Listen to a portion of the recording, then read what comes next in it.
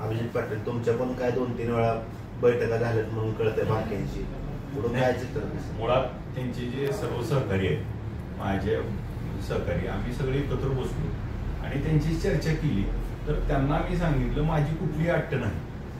तुम्ही जे निवडून येणारे उमेदवार आहेत त्यांच्या पाठीशी आम्ही उभं राहू आणि मग त्यांनी एकत्र आले सगळे एकत्र घेऊन पडू. त्यामुळे कुठलीही आपली त्यांच्यात अट्ट नाही. आता तुम्ही जी म्हणला पहिली शक्यता ह्याच्यावर मात्र मला प्रश्नचिन्ह उभा राहिलाय की असं पण होऊ शकतं.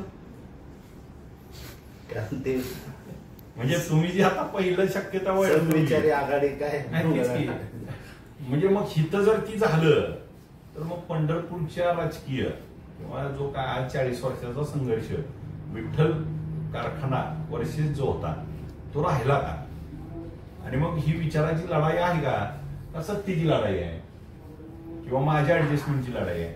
आम्हाला तर काहीच नव्हतं. आम्ही सामान्य कुटुंबातला आलो उभा राहिलो लढलो लोकांनी का स्वीकारलं तर आम्ही ज्यांच्या विरोधात ही विचारधारा आहे त्या विचारधारेशी एकरूप आहे म्हणून आम्हाला स्वीकारलंय लोकांनी. मग आता ती जर विचारधाराच आपण बदलणार असू तर लोक किती स्वीकारतील ह्याचा पण आपल्याला आपण परीक्षण करण्याची वेळ येईल. दुसरी गोष्ट राज्यातली सत्ताधारी आहे धोरण काय पुढचं नगरपालिकेला ज्या पद्धतीने एकत्र येता येईल किंवा जिल्हा परिषद पंचायत समितीला आलो एकत्र तर सगळ्याच याला एकत्र येऊ.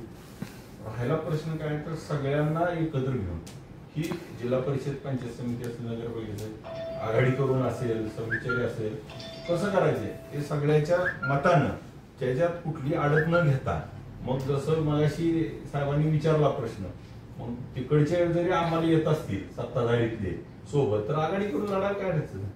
ज्यांना जी नको आहेत त्यांच्या विरुद्ध लढायचे. परिचारक सोडून सगळे चालणार का? 100%